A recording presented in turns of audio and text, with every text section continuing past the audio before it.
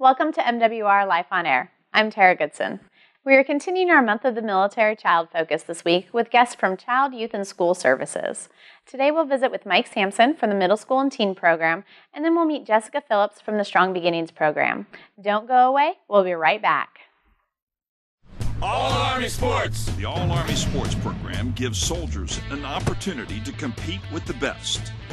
Soldier athletes train and compete in individual and team sports.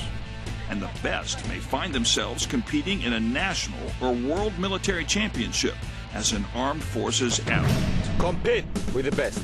Do you know the next soldier athlete who will be the difference maker when the U.S. Army takes on the Air Force, Marines, and Navy in the Armed Forces Championships?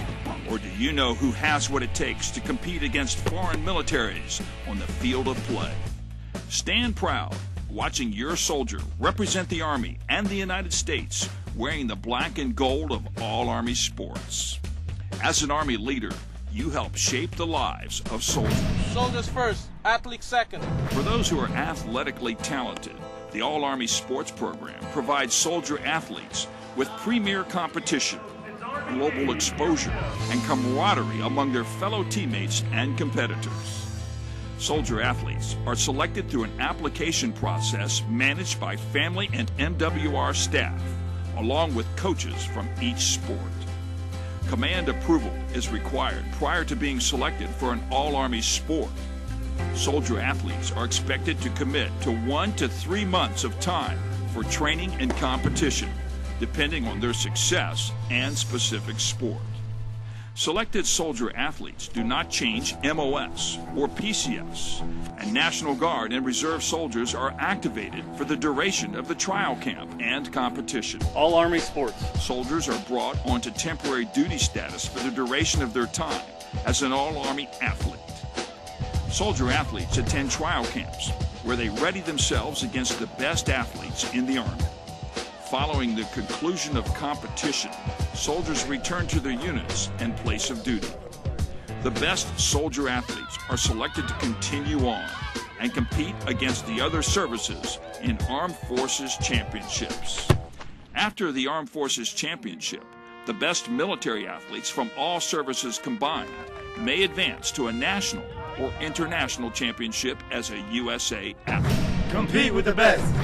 CISM, a French acronym that stands for the World Military Sports Council, draws military athletes from over 120 nations who compete annually around the theme of friendship through sports. Every 4 years, in the year prior to the Olympic Games, the Military World Games are conducted as a multi-sport event with full pageantry and festivities.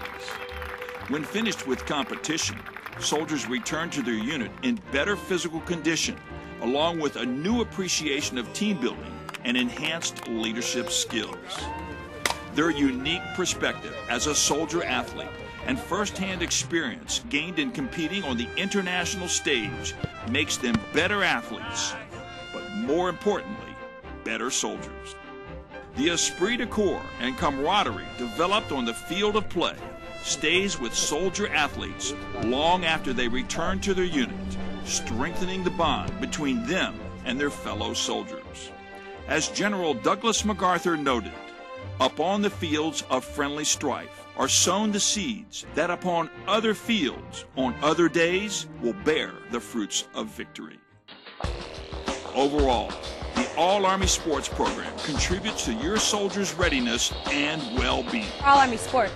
Remember, this family and MWR program helps deliver on our promise to provide soldiers with a quality of life commensurate with their sacrifice to our nation. Learn more about the All Army Sports program at allarmysports.armymwr.com. Engage your soldiers and encourage the best soldier athletes to apply and represent our Army and our country at the pinnacle of success. Compete with the best. All Army Sports. Welcome back to MWR Life on Air. To share information about Fort Campbell's middle school and teen programs is Mike Sampson. Welcome to the show, Mike. Thank you, thank you. So you are the director of the middle school and teen program, and you're located out of Taylor Youth Center. Yes, ma'am. So Taylor Youth Center is a busy location. Yes, it is. What kind of things do you have going on to support Month of the Military Child?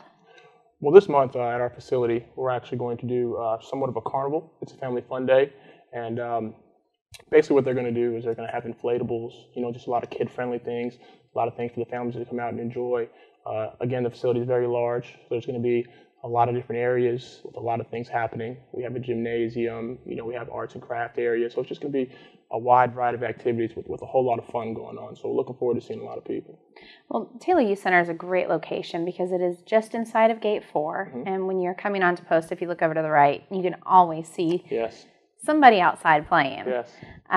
But the carnival, the event, I should say, that's at the end of April, is designed for everybody to attend, not just your middle school and teens. It is. This is an event that is for the community. It is not solely based for those that are registered with Child, Youth, and School Services or who are in the middle school and teen program. So this is an event that actually, the whole community can take part of, any age group. So it's not limited to any of those registration processes or anything like that. So. Well, it sounds like a good opportunity for somebody that's not familiar with TYC to come and check it out. Exactly. Because with this carnival, again, us as a staff and as an organization will be working it. We'll also be giving out information for, any youth or families that are interested in any of our services or the activities that we do. Taylor Youth Center has so many different programming. I think the best thing for me when you were describing it a couple of months ago for radio is that the youth that go there, they choose self-directed activities. Can you tell us what that means? Yeah, it's a very self-driven program. So a lot of the times we get a lot of the input from the youth. A lot of the activities that we do come directly from them. We have suggestion boards in each area for the youth to come and write down, what they'd like to see, what they'd like to do, what they want to happen. Based on these boards, we create our programming and provide them with activities. Activities such as paintball. We do a lot of cooking clubs. Also, with our Keystone and Boys and Girls Club of 4-H, we provide a lot of community activities, a lot of volunteer opportunities. So not only can you come in and just, have a blast and run around and have a good time, you can also, do some community service projects, get some volunteer hours, which will be, good towards your college and putting things on your resume and things like that. So. That's good that you bring it up because middle school and going into high school, those are the types of things that you really need to start paying attention to. Yes, you do. When you're applying to colleges after high school graduation. Yes. So what's a typical afternoon or day, I should say, consist of at Taylor Youth Center? Well, we provide transportation from schools on and off post. So a typical day would be our buses pulling up, dropping off our youth from schools such as Richview, Rossview, Northwest, New Province, just Tiny Town, West Creek, all those different schools up and down Tiny Town there. And then, of course, anything on Fort Campbell. So then when the youth come into the facility, we swipe them in. We're accountable for all the youth that are in the facility, so we ensure that they're swiped in. And then from that point, at 3 o'clock, we have open recreation, and the youth are just allowed to engage in the activities that we have, from open gym to arts and crafts to the computer lab, various things. Then at 4 o'clock, we get a little bit more structured, and we kind of focus on clubs, if you will. And our clubs are, again, they're driven by the youth. And so clubs are based on what they want to see. So we have technology clubs. We actually have a dance club, if you will. We do a lot of different sports and fitness activities, intramurals from different sports and things like that. And then we're also mandated to do a couple of different things through Boys and Girls Club and 4-H, and so we offer those as well. And so just 3 o'clock open recreation, and then 4 o'clock structured programming, and then we just kind of get into, just other things throughout the day. So a lot of different things going on. Well, it sounds like a great program to go to, particularly after school.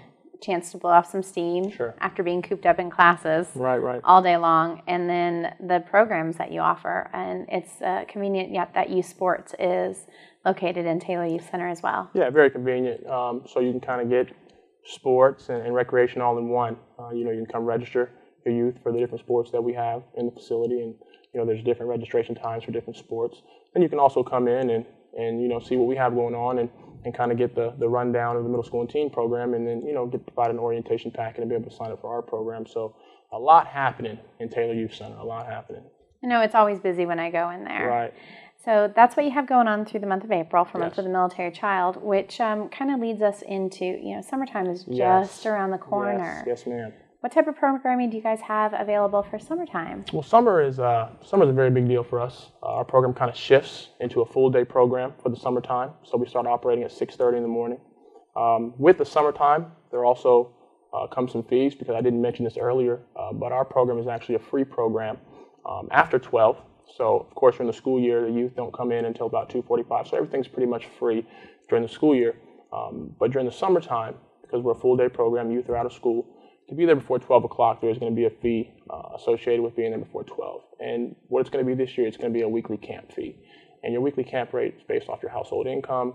And, with this camp, it's going to be basically a 5-day camp, and it'll be structured towards multiple different things. We're going to do some outdoor recreation camps. We're going to do some sports and fitness camps. We're going to do some media camps, some technology camps, just a wide variety of different camps that'll be going on in the morning. So for the summertime, the morning will be more geared towards camps, and those that register in the morning time will be attending these camps. And then at 12 o'clock is when we begin our open recreation. And at 12 o'clock, again, it is free for anyone to come in that's registered with Child, Youth, and School Services and has a middle school and teen pass. And in the afternoon, it's open recreation. And we focus more on things like swimming, going bowling. We're going to provide a wide variety of activities in the program. So that will be your summer day. Now, also, we'll have different field trips for the youth to be able to attend. Some field trips will be encompassed within that camp. For instance, rock wall. If you engage in the rock wall camp, we're taking the youth to climb Nashville, kind of for the finale there, to get them to be able to climb and utilize what they've learned throughout the camp. And so there'll just be a lot of things going on, and we're looking to have our calendar out probably about the beginning of May. Well, I'm sure that the youth that attend Taylor Youth Center are already coming home and talking about the different activities. Yeah. But towards the beginning of May, parents can find information out. Yes, they can. On the website, and just simply stopping in and asking. Yeah, definitely. We encourage parents to come in. We don't see a lot of parents because it's the middle school and teen program, and at that age, they're able to swipe themselves in and out of the facility. They're driving if they're teens. They're walking from the neighborhood. So we really would like to see some parents come in and grab some of this information, because sometimes when we give it to the youth, it doesn't always make it to where it needs to go. So definitely some parents stopping by would be great. We'd like to give them some information. Familiar with that. I think about twice a week, my daughter tells me, "Oh, Mom, I forgot to give this to you last night. It's on the table. I'll get it when I get home." Yeah. So I'm definitely familiar with that. Well, thank you so much for coming and talking to us about Taylor Youth Center, Mike. I know we'll look forward to having you back. And if you have questions, where can they contact you at? They can just call over to Taylor Youth Center at 270-798-3643. They can also get on our Facebook page, and it's basically at the Child, Youth, and School Services website. Click on the middle school and teen link. You can get some information as well off of our webpage. And then Facebook, I believe it's just the CYSS Facebook page, and we post things on there all the time. If you go on there, multiple pictures, a lot of different events. So. All right. Well, thanks again, Mike. Thank you very much. Stay tuned. We'll be right back after the break with Jessica Phillips from the Strong Beginnings program.